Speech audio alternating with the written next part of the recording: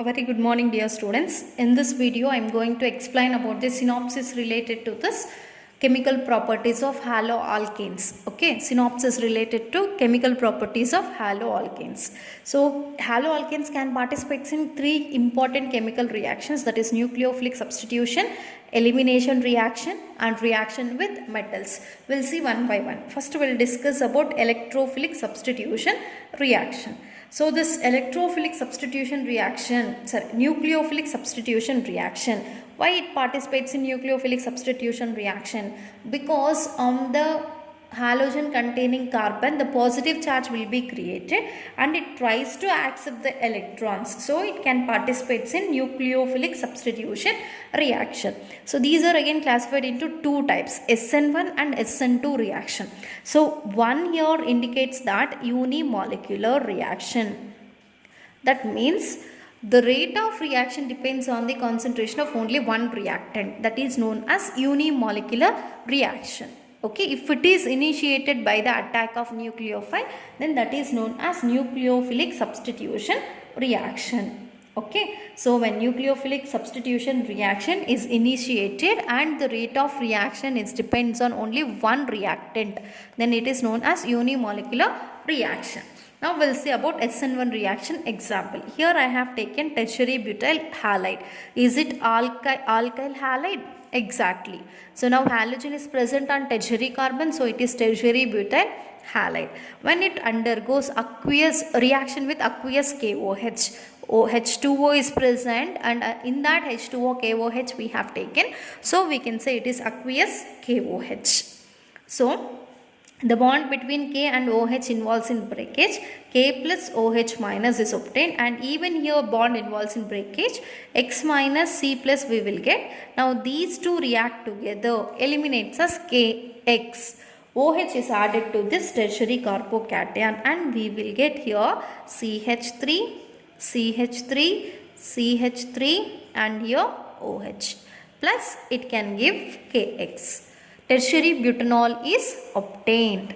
Okay, this is called tertiary butyl alcohol. That means this is one of the nucleophile and it is one of the nucleophile. Now one nucleophile is replaced by another nucleophile. So it is known as nucleophilic substitution reaction.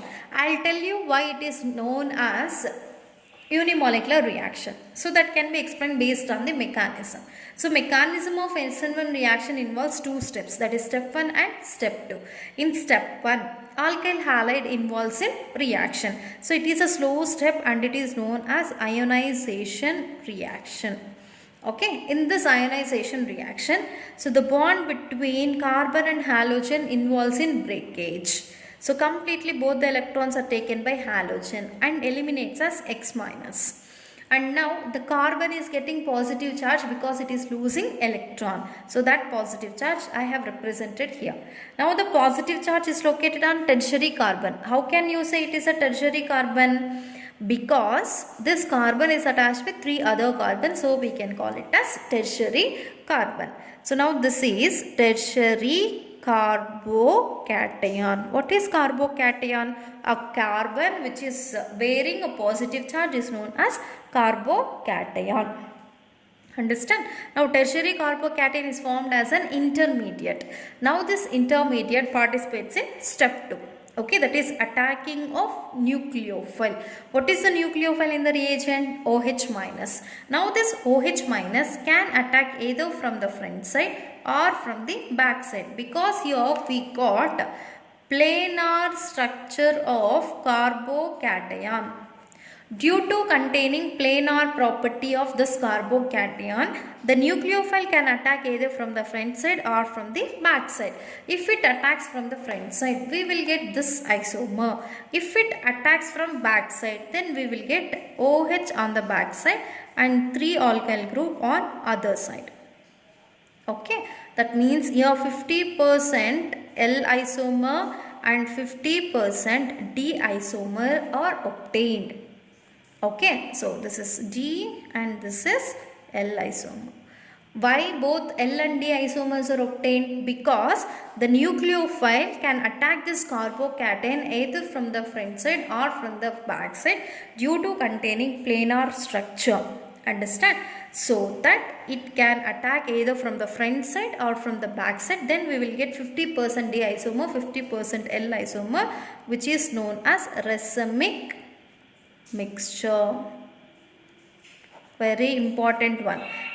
In SN1 reaction, always we will get a racemic mixture due to containing planar structure of carbocation. That is 50% of L isomer and 50% of D isomer. Now, this is about the mechanism. So, this is following by two steps, step 1 and step 2. So, in step 1, how many reactants are participating? Only one, that is alkyl halide is participating in reaction. Remember, always slow step is taken as rate determining step. In this rate determining step, only one reactant is participating. So, we can call this reaction as unimolecular reaction. If the rate of reaction, this is no rate of reaction, that depends on the concentration of only one reactant, because second reactant is participating in the second step. But we have to consider step 1 as the rate determining step. This is the slow step. Understand? In this slow step, only one reactant is participating. So, rate of reaction depends only on the concentration of alkyl halide. So, we can call it as unimolecular reaction. SN1 reaction is a two-step reaction. Here we can see the formation of tertiary carbocation as an intermediate, and it can give a racemic mixture which contains 50% of D isomer and 50% of L isomer. This is due to attacking of the nucleophile from front side as well as back side due to containing planar structure of carbocation. Okay, this is about first nucleophilic substitution SN1 reaction. Now we will see SN2 reaction. So SN2 reaction is known as nucleophilic substitution bimolecular reaction. Here 2 indicates bimolecular reaction. That means rate of reaction depends on the concentration of 2 reactants. Okay. Now for this reaction I have taken methyl halide. Methyl halide. When methyl halide react with KOH, what happens? Here bond involves in breakage, X minus CH3 plus we will get, and here we will get K plus and OH minus. Now K plus X minus together eliminates as KH. Whatever OH minus new nucleophile is generated that attacks this carbon atom, we will get CH3OH. That means in place of X minus, OH minus is replaced. One nucleophile is replaced by other nucleophile. So we can call it as nucleophilic substitution reaction. Understand? So here we got methanol. Now we will see about the mechanism of this SN2 reaction. For our convenience, I have written this methyl halide like this. So in this SN2 mechanism, the nucleophile can attack in the first step itself. So this nucleophile cannot attack from the front side because it is containing a bulky group from the front side, that is alkyl group. So the nucleophile can attack from the back side of this carbon atom. Due to the presence of bulky group on the front side of carbon, the coming nucleophile can attack from the back side. Okay, so due to attacking this nucleophile from the back side of this carbon, it will make a weak bond with the carbon. Okay, now OH is attacking from the back side and making a weak bond with this carbon atom. Already this carbon is with 3 hydrogen atom that I have represented here. And the bond between carbon and halogen also becomes weakens. Okay, that is why it is indicated by dotted line here. Why here it is weakening? Due to the presence of OH minus from the back side. Okay, it is also nucleophile, even it is also nucleophile.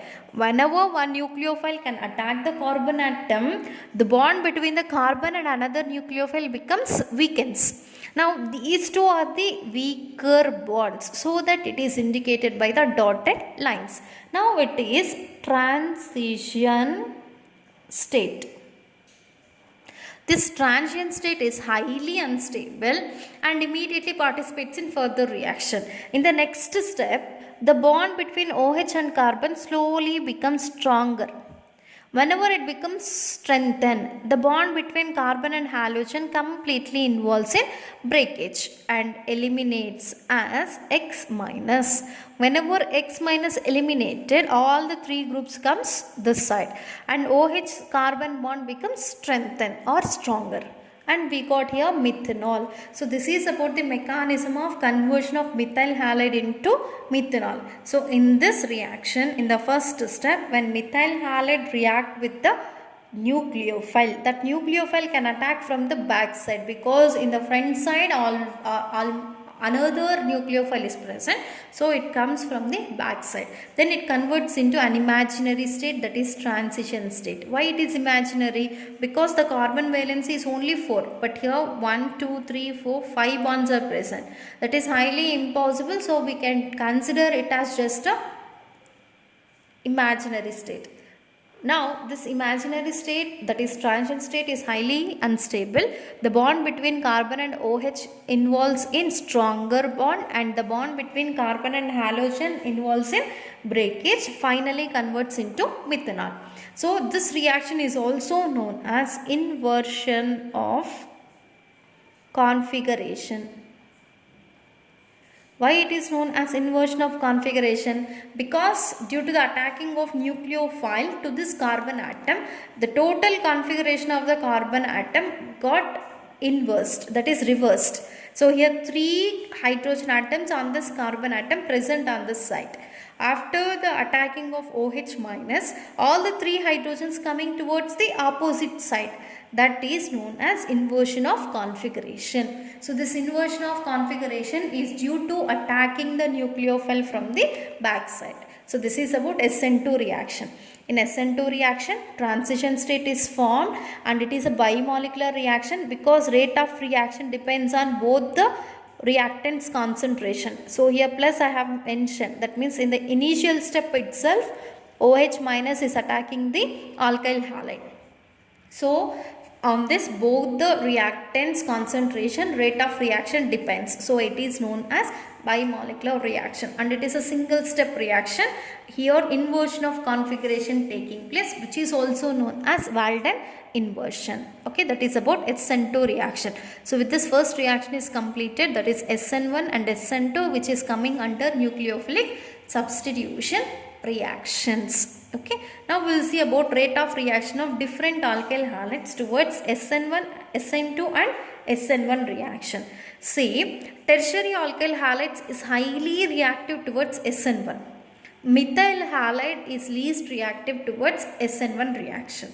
Okay, so but for SN2 reaction, methyl halide is highly reactive, tertiary halide is least reactive. For SN2 reaction, methyl halide is very reactive, tertiary alkyl halide is least reactive. Remember this one, it is very important. So order of reaction or rate of reaction of alkyl halides towards SN1 and SN2 reactions. Okay. Now we'll see about the examples of nucleophilic substitution reactions. So here I am going to explain about examples of different types of nucleophilic substitution reaction. When alkyl halide react with aqueous KOH, just now we have seen what happens. H and X eliminates, OH is added to R group, we will get alcohol. Okay, whenever this alkyl halide reacts with moist Ag2O, moist means it is containing water. Okay, so with the presence of water, Ag2O reacting with alkyl halide. So this H2O is containing two hydrogens, one oxygen, and here also one oxygen is present. When this oxygen it is added to water, it converts into OH minus, 2 ions. These two OH react with 2 alkyl groups. Okay, converts into 2 moles of ROH. Now 2 halogens are present, right? These 2 halides added to Ag converts into AgX. Okay, now next one, reaction with NaOR, sodium alkoxide. This reaction is also known as Williamson's reaction. Okay, in this reaction, NaX, Na and X. Together eliminates as NaX. Now what is left? R and OR. Whenever these two are added, we got ROR. What is this? Ether. Okay, ether is obtained, and this reaction is known as Williamson's ether synthesis. Like that, when dry Ag2O reacts, dry means there is no water. Dry Ag2O. So what happens? Ag reacts with X. Okay, converts into AgX. Take here 2 moles of alkyl group. Now 2 alkyl groups reacts with oxygen, converts into again ether. Okay, when it reacts with sodium bisulfite, we will get RSR. That is, alkyl group is replaced by sulfur. Take here 2 moles of RX. 2 alkyl groups now added by sulfur converts into RSR. Now 2 sodiums reacts with halogen, converts into 2NaX. Okay, like that this reaction. And even here, whenever it reacts with KCN, okay, K reacts with X, take here only 1 mole and eliminates as KX. R reacts with Cn, converts into RCN. But whenever, this is very important one. When alkyl halide reacts with AgCN, it leads to give alkyl isocyanides. This is isocyanide. But here what we got? Cyanide. When it reacts with KCN, we will get cyanide. When it reacts with silver cyanide, we will get isocyanide. That is RNC. Very important reaction. When it reacts with KNO2, we will get, even this is important one, we will get alkyl nitrile. Okay, alkyl nitrite is obtained. Whenever it reacts with AgNO2, nitroalkane, RNO2. Ag reacts with X, eliminates as AgX. Directly NO2 added to alkyl group, we will get nitroalkane. Like this, these different reactants undergo reaction with alkyl halide, we will get different types of products. All these are examples of nucleophilic substitution reactions. You just take a screenshot of this. This will be helpful while we are solving the questions related to this chemical properties of haloalkanes. Now we'll move on to the next reaction. Second chemical property is elimination reaction. So this elimination reaction can be done whenever it takes place in an alkaline medium. Okay, alkaline medium. Now basic medium or alkaline medium. Here I have taken alkyl halide. So functional group containing carbon is known as alpha carbon. Alpha carbon adjacent carbon is known as beta. Now to this beta carbon, OH base is going to attack. This base can abstract the proton present on beta carbon. This base abstract the proton present. Here 3 hydrogens are present, right? From that 1 hydrogen it will take and eliminates as H2O. Okay, whenever H plus eliminates, this carbon will be getting negative charge. And here bond involves in breakage. Br eliminates as Br minus. Okay, and this will be getting positive charge. Now 2 negative charges are adjacent with each other. They can undergo the formation of a pi bond between them, and we will get here alkene. Okay, so whenever a base undergoes reaction with beta carbon of alkyl halide, it leads to give alkene as the final product. Here which hydrogen is eliminated? Beta hydrogen. From the beta carbon, hydrogen is getting eliminated, so that it is known as beta elimination reaction. Okay, here I have taken one example. So this is bromine containing carbon, alpha carbon, and this is the beta carbon. Okay, now this base abstract, I am writing the CH3 as CH2 bond H. Okay, this base attract the proton from this beta carbon and eliminates a CH3OH. CH3OH. Now this bond involves in breakage. So from this carbon, Br eliminated as Br minus. So the carbon will be getting plus charge, and this carbon is getting negative charge. Now between them double bond is created. We will get CH3 bond. Here double bond CH2. Okay, that is what I have written here, either this one or this one. Okay, clear? That means here we got alkene. This name is propene is obtained as the final product. Why it is named so beta elimination? Because from the beta carbon hydrogen is eliminating, so we can call it as beta elimination.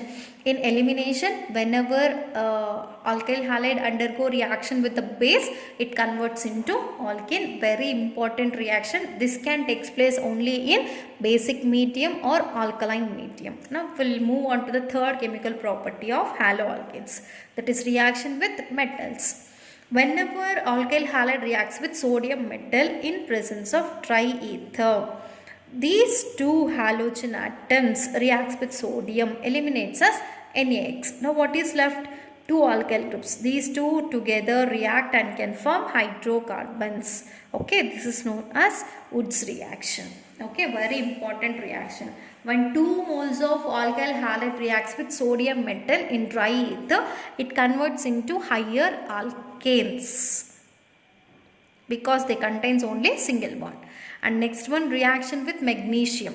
When alkyl halide reacts with magnesium metal in presence of dry ether, it converts into RMgX. What is RMgX? This is called Grignard reagent. Alkyl magnesium halide is known as Grignard reagent.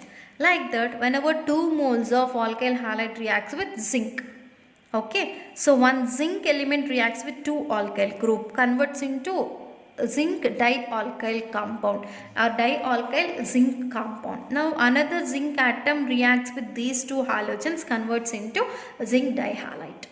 And one more reaction, that is reaction of alkyl chloride with lithium. Lithium is also metal. Whenever it reacts with this, one lithium reacts with alkyl group, converts into alkyl lithium.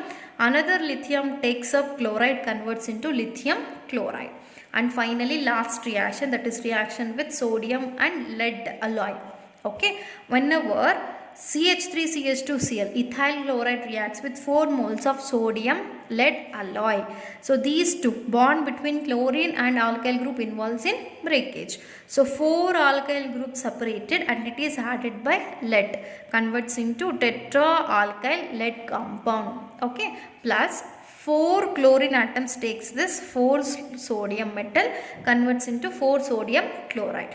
And remaining 3 lead, totally 4 are present, 1 involved here, and the 3 lead atoms, metals are getting separated. Okay, this is about reaction with metal. Magnesium is a metal, sodium is a metal, zinc is a metal, lithium and sodium lead alloy, all these are metals. These alkyl halides can also undergo reaction with metals and will give different types of products. Okay, this is about the synopsis related to chemical properties of haloalkanes. In next video, we'll see about the questions related to this chemical properties of haloalkanes.